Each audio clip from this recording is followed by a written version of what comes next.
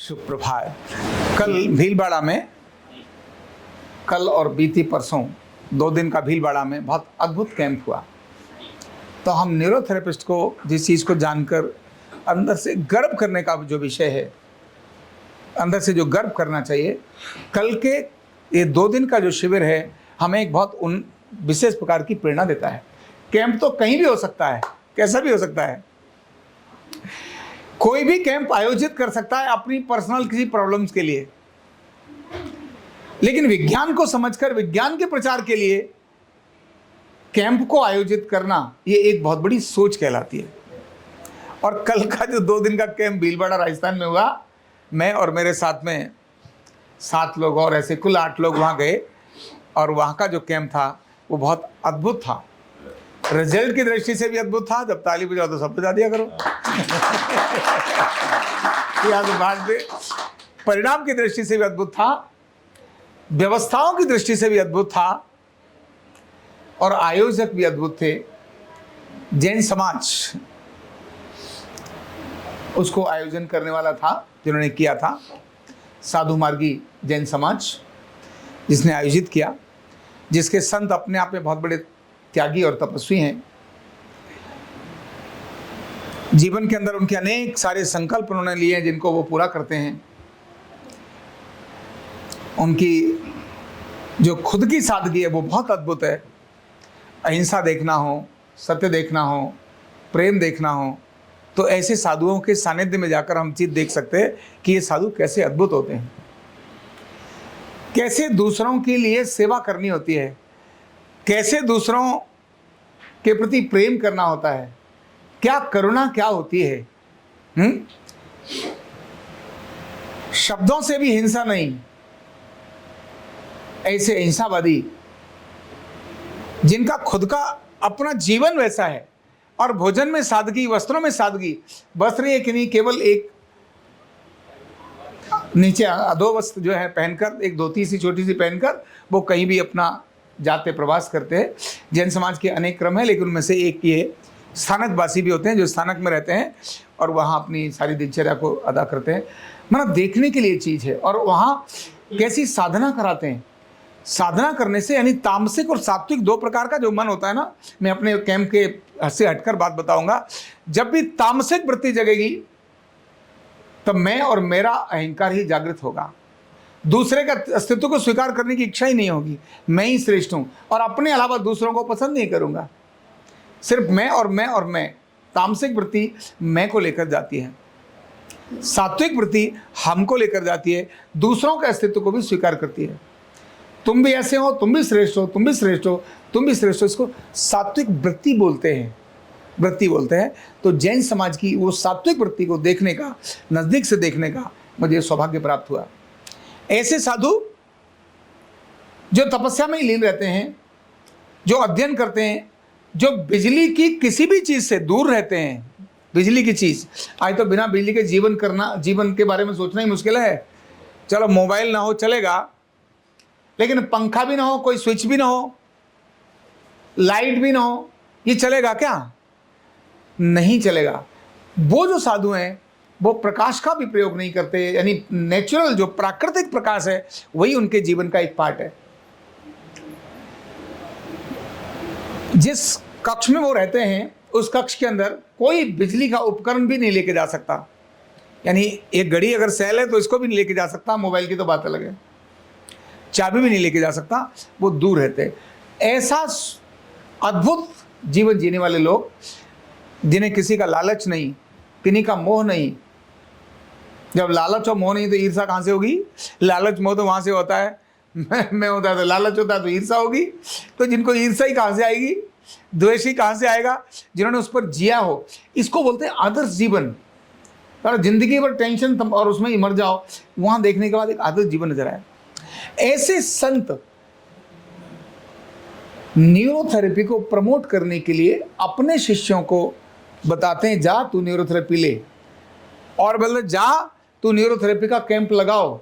वो कहते हैं आज न्यूरोथेरेपी के कैंप की आवश्यकता है। वो खुद होकर उन्होंने अपने शिष्य को कहा।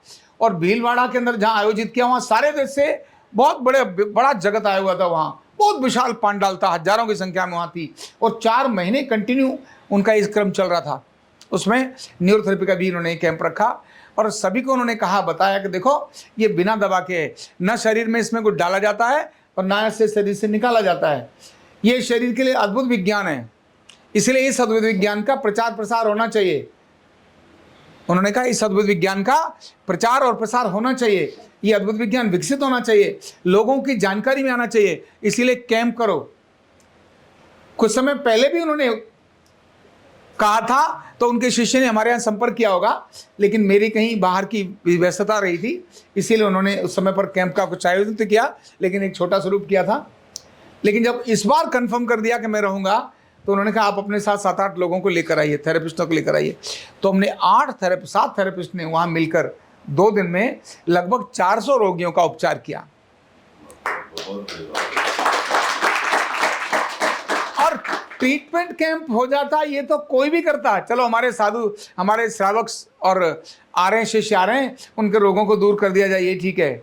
इससे ऊपर आगे बढ़कर जो बात उन्होंने की, शाम को लगभग 1.5 घंटे का सभी जितने उनके जो आने वाले अनुयायी थे उनके लिए बड़ा पांडाल जो था, उसमें 1.5 घंटे न्यूरोथेरेपी सिखाओ, इन सबको न्यूरोथेरेपी सिखाओ। जो हम कहते हैं ना, हर घर न्यूरोथेरेपी कैसे जाए, तो 5 पॉइंट सिखाओ न्यूरोथेरेपी के लिए। वो गीत भी सुना होगा ना, 5 पॉइंट में न्यूरोथेरेपी सिखलाएं, तो कहीं सुना होगा। तो 5 पॉइंट वो न्यूरोथेरेपी के सिखाओ, इसके लिए उन्होंने स्पेशल 2 दिन 1.5 घंटे सभी श्रावक और श्राविकाओं के लिए एक सामूहिक कार्यक्रम यानी बैठक यानी उद्बोधन, एक ट्रेनिंग प्रोग्राम भी उन्होंने ऑर्गेनाइज किया। ये बहुत बड़ी बात है, छोटी नहीं है। और जो उन्होंने चिकित्सा का अनुभव जब लोगों का देखा, वो तो हम जानते हैं, उसमें तो खैर कहना ही क्या था, ये तो हम रोज ही करते हैं। एक साधिका जो एक बार भी प्रणाम करने के लिए झुक नहीं पाती थी, मतलब महीनों से नहीं, और वो तड़पती थी, और ये उम्र भी ज़्यादा नहीं है, शायद 38-39 साल भी नहीं होगी। पूरा आधा उसका शरीर, हाफ बॉडी, और दर्द कर रही थी। हाफ बॉडी दर्द करने वाली जो झुक नहीं पा रही थी, डॉक्टर्स को अनेक बार दिखा दिया, क्योंकि पैसे वाले लोग थे, कुछ किसी को समझ नहीं आ रहा था। और वो यहाँ आई, यहाँ आने के बाद एक ही ट्रीटमेंट में, जब वो ट्रीटमेंट लेकर गई और सुबह ट्रीटमेंट लेके गई, शाम को उस कार्यक्रम में हमारे को मिलती है और कहती है, आज मैंने वो प्रणाम करने का कुछ नाम अलग से लेते हैं, आप लोग जानते हैं ना, कोई है जैन तो बताएंगे, 10 बार मैंने नहीं, बार ऐसे करके हैं, नमोस्तु, जो भी नमस्तु या कुछ जो है नाम लिया था उन्होंने कहा आज मैंने 51 बार किया। कितनी बार किया? और इससे भी बढ़कर वो बोली दोबारा, ऐसी तालियां बजी, लेकिन तालियों के बाद उसने फिर बोला, अभी मैं 51 और भी कर सकती थी, ऐसा मुझे लग रहा है। बोले बड़ी बात है। एक व्यक्ति जिसको एनक्लोजिंग स्पॉन्डिलाइटिस था, ऐसे करके आ रहा था, उसकी तो इन्होंने वीडियो रिकॉर्डिंग भी बनाई है, ऐसे। उसका कारण समझ में आ गया, कि इसको है क्या। वो जब लाए तो 2 लोग ऐसे पकड़ के ला रहे थे और वो ऐसे ऐसे ऐसे ऐसे करके हिल रहा था, वो कंट्रोल ही नहीं हो रहा था। जैसे ही उसके बारे में पता चला, ओ इसका अर्धनारेश्वर में ये चीज़ इम्बैलेंस है, असंतुलित है, फटाक से कहा ये ट्रीटमेंट दो। वो जो ट्रीटमेंट दे करके लाए, उसके बाद उस व्यक्ति की चाल ही बदल गई, चाल ही बदल गई। वो जो ऐसे था वो कहने लगा, साहब ऐसा लग रहा है मेरा तो शरीर का वजन ही उतर गया। ऐसा अद्भुत परिणाम वहां देखने को मिला। इसको देखकर वो साधु और बाकी सब लोग भी गदगद थे। हर पल की रिपोर्ट, साधु जो अपने संत थे वो उस कैंप में नहीं थे, लेकिन पल पल की रिपोर्ट मांग रहे थे, कैसा चल रहा है बताओ। तो जाके लोग वहां बताते थे। और फिर उन्होंने एक बात और बताई, ये प्रयोग मैंने कल ही यहाँ किया। ये सब भगवान की कृपा थी। रश बहुत ज़्यादा हो गया था। पहले मैं भी तो जरा गप्पे मारने वाले लोगों में हूँ ना, तो जो पेशेंट थे, अब 7 थेरेपिस्ट ट्रीटमेंट दे रहे, मैं उधर डायग्नोज कर रहा था। अभी तो मैं आया ही था महाराज जी को और उनको मिलकर, तो देखा तो थोड़ा इधर रश अधिक था, थेरेपिस्ट खाली थे।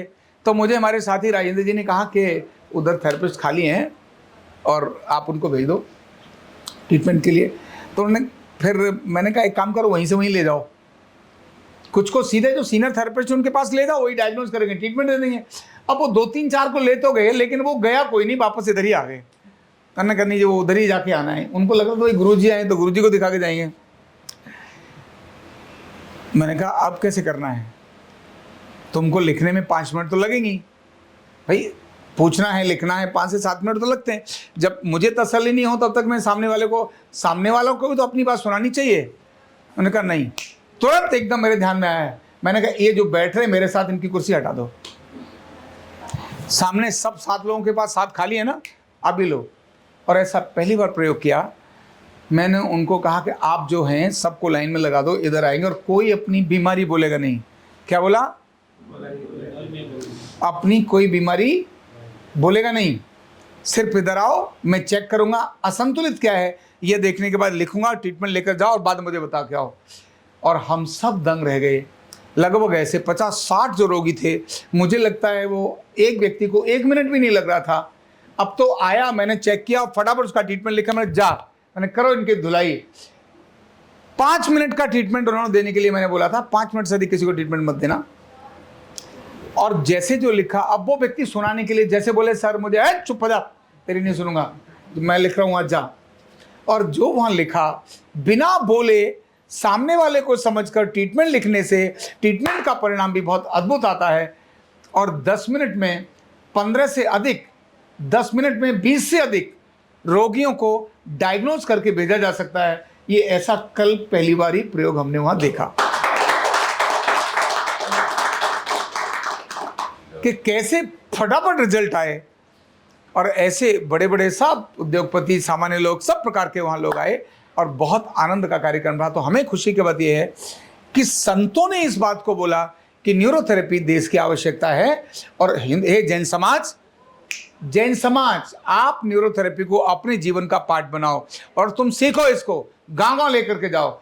ये बात साधु संतों ने कहा और कहा आप अपनी जो पुस्तकें आपने लिखी हैं वो आप मुझे दीजिए। कुछ तो हम ले ही गए थे, बाकी पुस्तकें भी उनके पास यहाँ से शेयर करेंगे। उन्होंने कहा हम कुछ पढ़ना चाहते हैं, हम देखना चाहते हैं कि जो है क्या, असलियत में है क्या।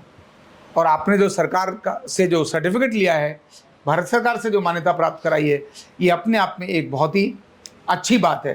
तो ऐसा जो उन्होंने एप्रिसिएशन किया, हम सब के लिए बड़ा गर्व का विषय है कि एक ऐसा समाज जिसका कंट्रीब्यूशन इस देश की इकोनॉमी में सबसे अधिक है।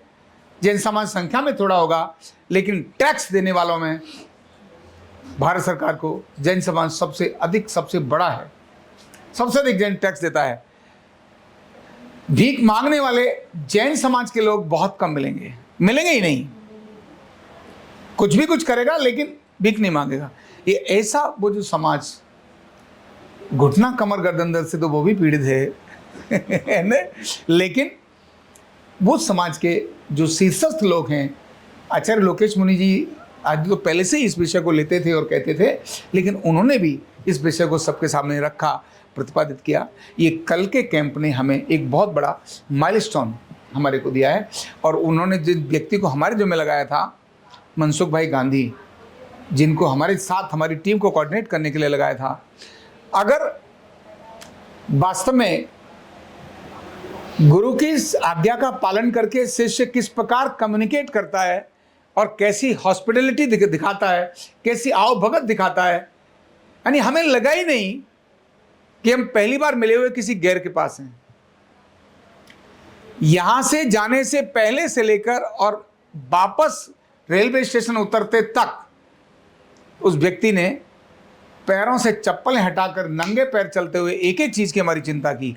खाना हुआ कि नहीं हुआ, अगला कार्यक्रम क्या है, लेट नाइट 12 बजे के बाद हमसे लेट सो रहा है और सुबह 6 बजे हमको लेने के लिए वापस आ जाता है। सारे दिन वो हमारे साथ है, हमारे भोजन की चिंता कर रहा है। हम तो भोजन के बाद अपने आगे कक्ष में वो कार्यक्रम की चिंता कर रहा है, हो रहा है कि नहीं हो रहा है, देखो जरा ऐसा है। मना अगर किसी को सच में एक सेवक के रूप में अगर बोलें, या अगर बोलूँ मैनेजर के रूप में बोलूँ, या एक अच्छे कार्यकर्ता के रूप में बोलूँ, तो मनसुख भाई गांधी से हमें प्रेरणा लेनी चाहिए। जो लोग मेरे यहाँ से साथ गए थे उनसे पूछना, मनसुख भाई गांधी के बारे में कुछ बताओ। हमेशा सहजता, एकदम प्रसन्नता, एकदम आनंद। और एकदम आपकी केयर करने में लगा हुआ है, किसी भी प्रकार की, हर व्यक्ति के साथ जाकर आपका परिचय दे रहा है, ये अपने आप में एक बहुत बड़ी बात है ना। तो ऐसा अद्भुत कल का शिविर हम सब के लिए बहुत प्रेरणा का कारण रहा। सारे देश में ऐसे कैंप लगे, ऐसा समाज ने बोला है, हिंदू समाज, उन्होंने जैन समाज ने बोला है। और केवल इतना ही नहीं, उन्होंने और भी बात बोली है कि आपके यहाँ अच्छे ट्रेंड लोग हों तो आरोग्यपीठ ऐसे प्रशिक्षित अनुभवी थेरेपिस्ट को हमारे यहाँ भेजे तो हमें बहुत अच्छा होगा। हमने कहा ठीक है, हम आपको भेजेंगे। हम भी ऐसे थेरेपिस्ट तैयार करते हैं जो भरोसेमंद हों, ट्रस्ट करने वाले हों, जो अपने काम से काम रखते हों, वो इधर उधर की चीज़ों को ज़्यादा ना ध्यान में रखते हों, और हमारे भरोसे के भी हों और आपके भरोसे के भी हों। आपके पास गया है तो वो काम करके दिखाएगा, उसकी ज़िंदगी में पैसा तो अपने आप ही आ जाएगा, लेकिन काम उसकी ज़िंदगी की प्राथमिकता होगा। चिकित्सा ही उसकी ज़िंदगी का पहला धर्म है। मैं लोगों का ट्रीटमेंट करूंगा, उपचार करूंगा, डायग्नोज करूंगा, और जिस संस्थान के साथ हूं उस संस्थान का अपना बनकर रहूंगा, उससे हटकर कुछ नहीं सोचूंगा। मैंने कहा ऐसे अच्छे थेरेपिस्ट हम लोग तैयार कर रहे हैं, आपको हम वैसे थेरेपिस्ट भी प्रोवाइड कराएंगे। तो कल का कैंप हम सब के लिए बहुत ऐतिहासिक रहा और बहुत ही प्रेरणादायक भी रहा। चलिए, बहुत बहुत धन्यवाद।